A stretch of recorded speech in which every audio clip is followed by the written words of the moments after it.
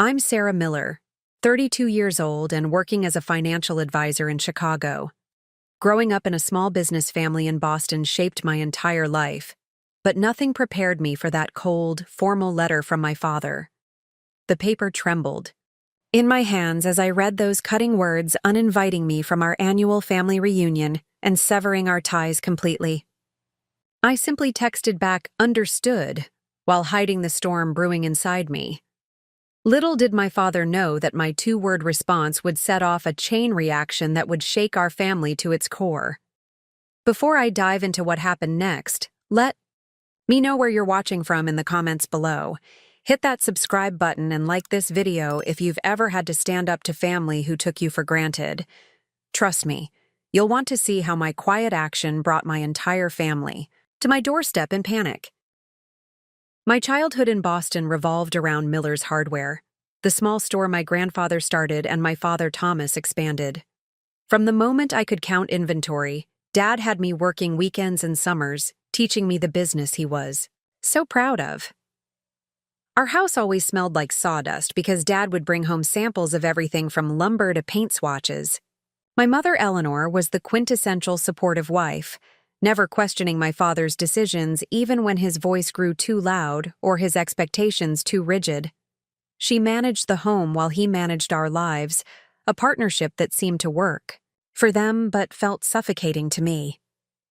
My older brother Michael was the golden child, embracing the hardware business with the same passion as our father. 5 years older than me, he was being groomed to take over someday, learning every aspect from inventory to customer relations. My younger brother James fell somewhere in the middle of the family hierarchy. 3 years younger than me, he worked in the business too, but never with the same enthusiasm as Michael. He had artistic talents my father largely ignored, relegating him to warehouse management where he wouldn't waste time with creative nonsense. I was the middle child with an early aptitude for numbers that my father initially celebrated. By 12, I was helping with the bookkeeping, spending weekends organizing receipts and reconciling accounts while my friends went to the mall. My father would beam with pride when I found accounting errors or suggested more efficient systems. "My little accountant," he called me, ruffling my hair. But his pride was always conditional on me using those skills for Miller's Hardware. As I entered high school, Dad talked constantly about his dream to expand beyond our single store. "One day, Sarah, we'll have Miller's Hardware all across New England," he'd say, spreading his arms wide. "You'll manage the books for all of them." The implication was always clear. My purpose was to serve the family business. When I announced my plan to study finance at Northwestern University in Chicago, the temperature in our household dropped. 20 degrees. "What's wrong with Boston University?" my father demanded. "You can live at home, save money, and still work weekends at the store." No amount of explaining that Northwestern had one of the best finance programs in the country mattered. In his mind, I was abandoning the family plan. The day I left for college, my father drove me to the airport in silence, breaking it only to say, "I hope you know what you're throwing away." My mother hugged me goodbye with tears in her eyes, whispering, "He'll come around." He never really did. After graduating with honors, I accepted a position at a prestigious financial advisory firm in Chicago. During those early career years, the distance between Boston and Chicago felt much greater than 900 miles. Weekly calls with my mother became my lifeline to family news, though she was careful about what she shared with my father listening nearby. Michael married his high school sweetheart and became the store manager. James remained in his warehouse role, his artistic talents now just a weekend hobby. And I built my career, becoming one of the youngest senior financial advisors at my firm. My relationship with my father consisted mainly of brief, stilted conversations when I visited twice a year, or when he occasionally took the phone from my mother during our weekly calls. He would ask about my job as though it were a temporary diversion before coming back to my real purpose in the family business. The irony was that I earned more in Chicago than the family store cleared in profit, But acknowledging my success would mean admitting I'd made the right choice. 2 years ago, when the family business needed refinancing for a significant expansion, my father swallowed his pride enough to ask for my professional help. I arranged a better loan than they could have secured on their own, with lower interest, rates, and better terms. The catch was that I had to co-sign as a guarantor since the business didn't have sufficient collateral. My father presented this as me finally contributing to the family, rather than acknowledging it as the significant financial risk it represented for me. Still, I signed because despite everything, I wanted to see my family succeed. That signature, on a $5 million loan guarantee, would later prove to be the leverage I never knew I would need. Last month, I started planning my trip home for our annual Miller family reunion. This tradition brought together not just our immediate family, but cousins, aunts, uncles, and even my grandfather's surviving siblings. I'd missed last year's gathering, due to a work conference, so I was determined to make this one special. I even prepared a comprehensive financial analysis of the business expansion with recommendations for maximizing their new locations. My suitcase was half-packed when the certified letter arrived. Requiring my signature, the delivery itself seemed ominous. The return address showed my parents' home in Boston. Why would they send something requiring signature confirmation when we had just spoken on the phone 3 days earlier? The heavy cream envelope contained a single page of my father's preferred formal stationery, the kind he reserved for important business correspondence. His precise handwriting covered the page, in blue ink. "Dear Sarah," it began with chilling formality. "After much consideration, the family has decided it would be best if you did not attend this year's reunion." My hands trembled as I continued reading. "Your lifestyle choices and big city values have increasingly diverged from the core principles that the Miller family holds dear. Your close association with individuals like your colleague David represents values incompatible with our family's beliefs." David was my gay friend and co-worker who had appeared in several of my social media posts. The letter continued, becoming more cutting with each sentence. "At 32, your stubborn refusal to settle down and start a family as both your brothers have done shows a selfishness and deviation from family tradition that we find troubling. We are concerned about your influence on the younger cousins and have decided to protect the family from further exposure to your choices." The final paragraph delivered the killing blow. "Therefore, we are severing family ties until such time. As you reconsider your path, do not attempt to contact us or attend family functions. Your mother supports this decision. We will be informing extended family of this situation. Regards, Thomas Miller." Not Love Dad or even just Dad. He signed his full name like I was a business associate being terminated. I collapsed onto my couch, the letter falling from my hands. Tears burned my eyes as disbelief gave way to a crushing pain in my chest. How could he do this? How could my mother support this? I immediately called her cell phone, but it went straight to voicemail. I texted both my brothers. "Did you know about this letter from Dad?" The messages showed as read, but neither responded. Desperate for some explanation, I checked social media. There, I found fresh posts from my cousin's account. Photos of my parents, brothers, and their families having dinner together at my parents' house. "Pre-reunion dinner with the Millers," read the caption, posted just an hour earlier. That was the moment something inside me hardened. They were together right now, probably discussing how I'd react to being excommunicated from my own family. Had they been planning this for weeks? Months? Had they laughed about it over dinner? I wiped my tears and took a deep breath. Opening my phone, I typed a single-word reply to my father's personal cell number. "Understood." Then I walked to my home office and pulled out the file containing all the loan documentation for the family business expansion. As I reviewed the paperwork detailing my role as guarantor for $5 million of debt, a plan began to form. I may have been raised to be the family accountant, but I had become something much more valuable and much more dangerous when crossed. a financial strategist with nothing left to lose. The morning after receiving my father's letter, I called my friend Jennifer, who specialized in commercial contract law. "Can you meet me for coffee? It's urgent," I said, my voice steadier than I expected. Over lattes, I showed her the loan, documents, and explained the situation, including the letter. Jennifer's eyes widened as she read my father's words. "He really put this in writing? And you're still guaranteeing their business loan?" She shook her head in disbelief. "Sarah, you have every legal right to remove yourself as guarantor. The bank will require notification to all parties, but you're not obligated to remain tied to their debt after this kind of treatment." She pointed to specific clauses in the loan agreement. "This section here allows for withdrawal of guarantors, with 30 days' notice, though the bank will likely take immediate protective measures once notified." Back at my apartment, I spread out all the financial documentation related to the family business. The picture that emerged was troubling. Since I'd helped them secure the expansion loan, they had leveraged it to open 2 new locations and taken on additional inventory debt. Their cash flow was tight, with much of their operating capital dependent on the credit line I'd helped secure. They were far more dependent on my financial backing than they had admitted.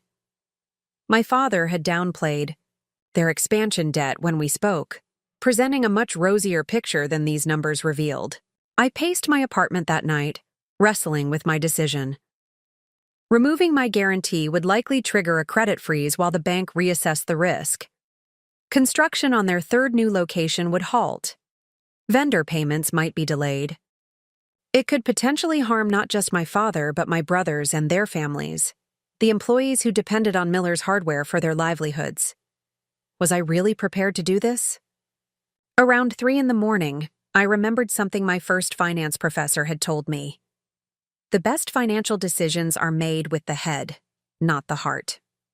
My father had made his decision coldly, formally, without concern for the emotional devastation it would cause me.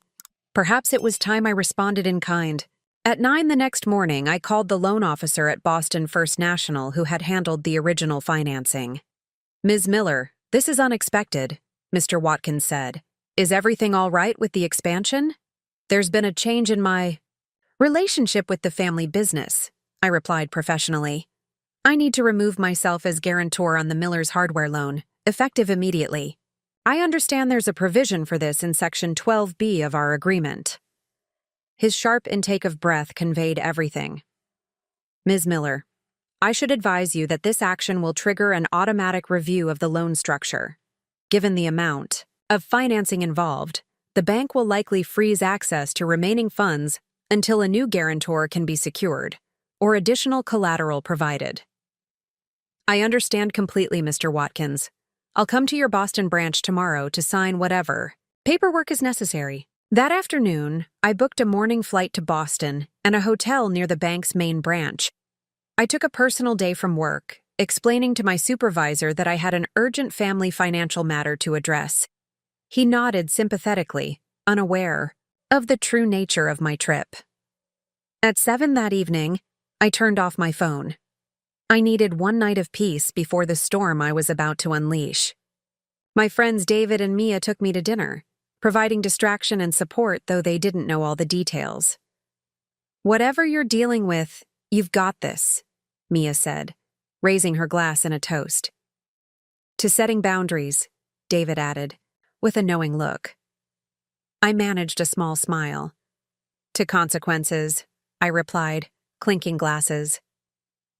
The next morning in Boston, I signed the documents with Mr. Watkins, who still seemed concerned. "The system will automatically notify all parties on the loan," he reminded me. "You should expect some immediate responses." His diplomatic understatement almost made me laugh. I nodded and thanked him for his assistance, then headed straight back to the airport. I kept my phone off during the flight back to Chicago. Only when I was safely back in my apartment did I finally power it on. The notification sounds began immediately and didn't stop for nearly a minute. 78 missed calls from my mother, 35 from my father, 23 from Michael. 12 from James, 46 text messages, 32 emails, including 9 marked urgent from my father. The family that had cut me off 24 hours earlier was suddenly desperate to reach me. I started with my father's voicemails, listening as they evolved from confusion to panic. The first few were accusatory. "Sarah, what the hell did you do? Call me back immediately." By the 10th message, his tone had shifted dramatically. "Sarah, please, we need to talk about this. The bank has frozen all our accounts. We can't access our credit line. Call me as soon as you get this." The 20th message contained something I'd never heard from my father before: desperation. "Sarah, I'm begging you. Whatever message you're trying to send, we've received it. This is going to destroy everything we've built. Please call back." My mother's messages broke my heart but strengthened my resolve. Her first few were tearful. "Honey, what's happening? Your father is beside himself. Please call us." Later ones revealed she hadn't known the full story. "Sarah, I just saw the letter your father sent. I didn't know. Please call me on my cell." Not the house phone. My brother's messages followed predictable patterns. Michael, always Dad's right-hand man, was angry and accusatory. "How could you do this to the family? We're going to lose everything because of your selfishness." James, the peacemaker, sounded torn. "Sis, I don't know what happened between you and Dad, but there must be a way to fix this without tanking the business. Please call me." The emails told a more complete story of the chaos I'd unleashed. The bank had not only frozen their access to the remaining credit line, but had also sent formal notice that they needed to secure a new guarantor within 30 days or provide additional collateral worth at least $2 million. Construction contractors for the third store location had stopped work when their scheduled payment failed to process. Suppliers were calling about pending orders. My father had called an emergency family meeting at his house, demanding everyone's attendance to deal with Sarah's betrayal. According to Michael's furious email, my father had told the extended family that I had sabotaged the business out of spite because we wouldn't validate her lifestyle choices. The ultimatum came in my father's final email of the night.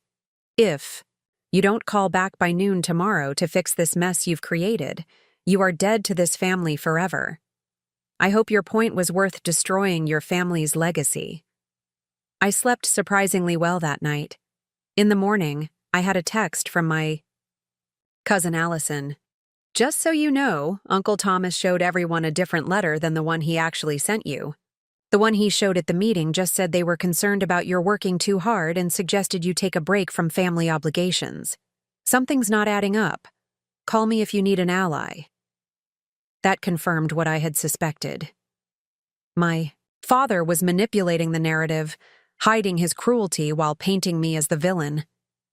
Rather than call anyone, I crafted a single email addressed to my father, mother, and brothers, copying my Aunt Susan, my father's sister, who had always been fair-minded. The subject line read simply, "Regarding the Miller's hardware loan guarantee." The body contained just 2 paragraphs. I'm attaching a scanned copy of the letter I received from Dad on Miller family letterhead. This letter explicitly cut family ties with me and instructed me not to contact anyone in the family or attend any family functions. As a non-family member, per this letter, it would be inappropriate for me to continue guaranteeing the family business loan. I have therefore exercised my legal right to remove myself as guarantor. I attached the scanned letter and sent it. Then I turned off my phone again and went to work. For 3 full days, I heard nothing. The silence was more unnerving than the barrage of messages had been. I wondered if they were regrouping, seeking alternative financing, or perhaps finally, reflecting on the consequences of my father's actions. I later learned they had been doing all 3, unsuccessfully. My Aunt Susan had forced a family reckoning after seeing the actual letter. My mother had moved temporarily to my grandmother's house, and my father had been rejected by 4 different banks in his desperate search for new financing. The business was beginning to suffer, and the blame was shifting from me to where it belonged. 5 days after sending my email, I was heating up leftover pad thai for dinner when my doorbell rang. I wasn't expecting anyone, so I checked the peephole before opening the door. My heart nearly stopped. Standing in the hallway was my entire, immediate family. My father looking grim but determined, my mother with red-rimmed eyes, Michael with his arms crossed defensively, and James shifting uncomfortably behind them. For a moment, I considered pretending I wasn't home, but they had obviously flown to Chicago specifically to see me. This confrontation was inevitable. I steeled myself and opened the door. "May we come in?" my father asked stiffly, as though he were approaching a business rival. I stepped aside silently, letting them file into my living room. No one sat down. My father pulled a folded document from his jacket pocket. "Before we discuss anything else, we need you to sign this to reinstate your guarantee on the loan." His directness was breathtaking. No apology, no acknowledgement of the letter, just a demand. I felt a calm settle over me that I'd never experienced in his presence before. "No," I said simply. "I won't be signing anything tonight." The color rose in my father's face. "Do you have any idea what you've done? Construction has stopped completely. We had to cancel orders worth hundreds of thousands of dollars. Your brothers might lose their houses if the business fails." I walked to my desk and retrieved the letter, still in its original envelope. "Do you have any idea what you did?" I placed it on the coffee table between us. "You cut me out of the family completely. You told me not to contact any of you.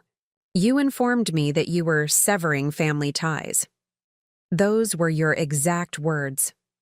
My mother gasped, her hand flying to her mouth. She turned to my father. "Thomas, you said you just asked her to take a break from family gatherings because of her work schedule. You showed us a completely different letter." My father's expression flickered between anger and discomfort.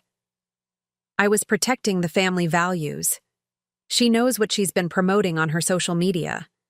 That friend of hers flaunting his lifestyle, her refusal to settle down, the liberal politics." Michael picked up the letter and read it, his expression darkening. "Dad, this goes way beyond asking her to tone down her social media. You disowned her." He turned to me. "Though that doesn't justify destroying the business that supports all our families." "I didn't destroy anything," I responded evenly.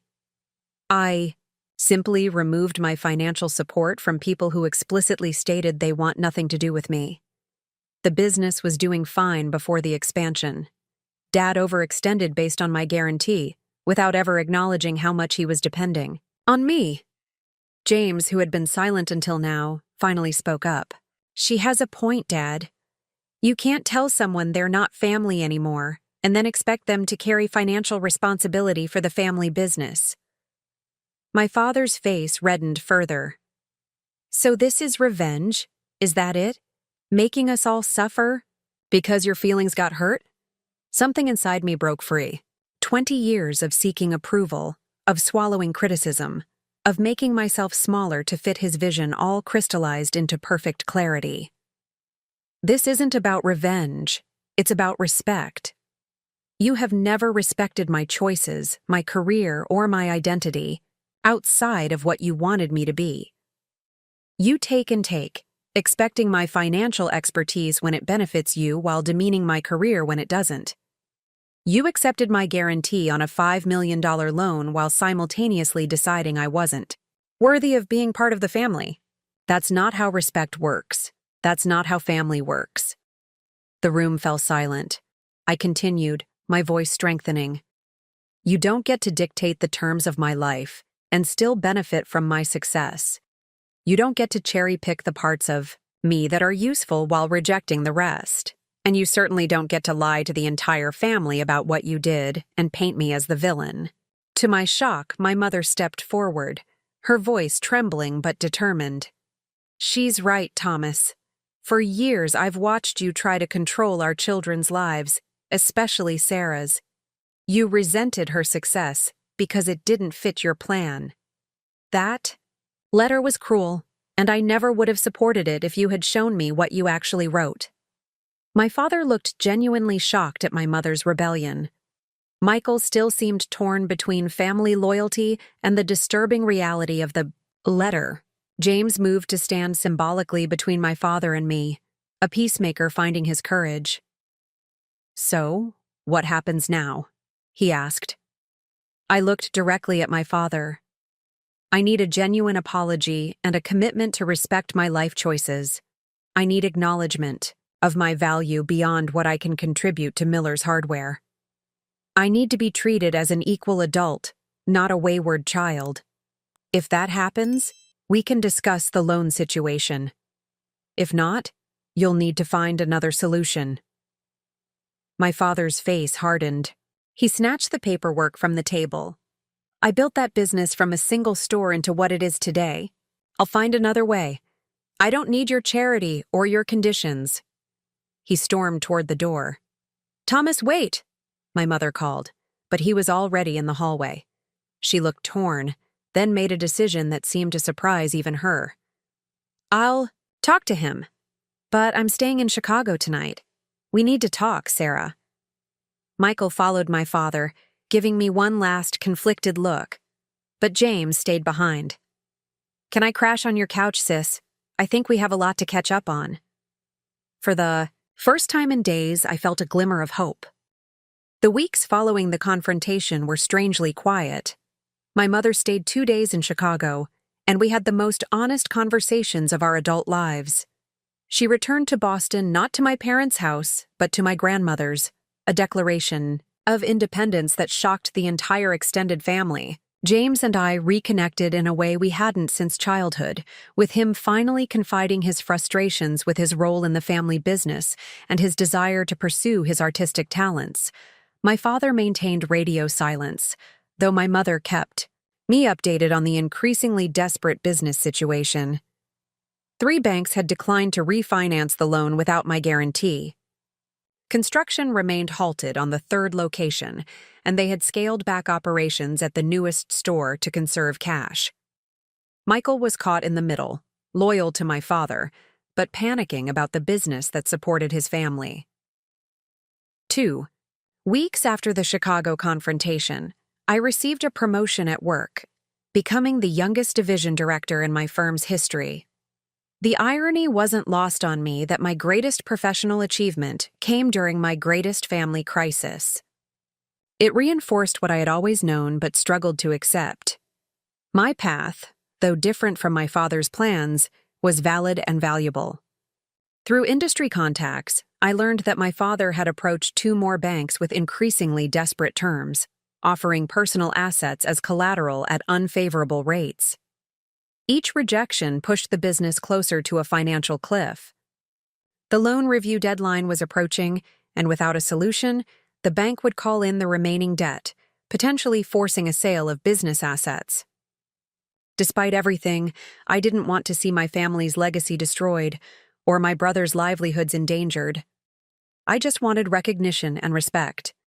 The breakthrough came unexpectedly. My mother and James organized what they called a family business intervention at a neutral restaurant in Boston. I flew in for the meeting, mentally prepared for another confrontation. What I wasn't prepared for was seeing my father looking defeated. His face had new lines, and for the first time in my memory, his shoulders slumped. My mother had convinced him to attend by making it clear that without a resolution, Miller's Hardware would not survive the month. The first 15 minutes were painfully awkward. My father sat stiffly, barely making eye contact. Michael kept checking his phone, pretending to handle urgent business matters. Only James and my mother attempted normal conversation. Finally, my mother tapped her water glass with a spoon. "We're here to save the family and the business," she said firmly. "No more posturing, no more pride, no more ultimatums from anyone." She nodded at James, who distributed folders containing the complete financial picture of Miller's Hardware. "I've been working with the accountant," he explained. "This is the unvarnished truth of where we stand." The numbers were even worse than I had suspected. Without access to the full credit line, they were barely making payroll. Vendor relationships were strained. The construction company for the third location was threatening legal action over the stopped payment. The bank had set a firm deadline of next Friday to resolve the guarantor situation. My father stared at the papers, then finally spoke. "I was wrong."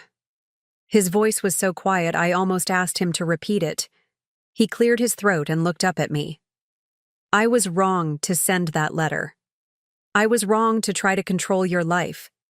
I was wrong to take your support for granted while rejecting your choices." It was the first genuine apology I'd ever received from him. The words seemed physically painful for him to say, which paradoxically made them more meaningful. "I was afraid," he continued after a moment. "Afraid of losing the daughter I thought I knew. Afraid of change. Afraid that your life made mine seem small and limited. It was easier to push you away than to admit I didn't understand your world." The restaurant seemed to fade away as this unprecedented moment of vulnerability unfolded. My father, the immovable patriarch, was acknowledging his fears and mistakes. "I don't expect you to guarantee the loan again.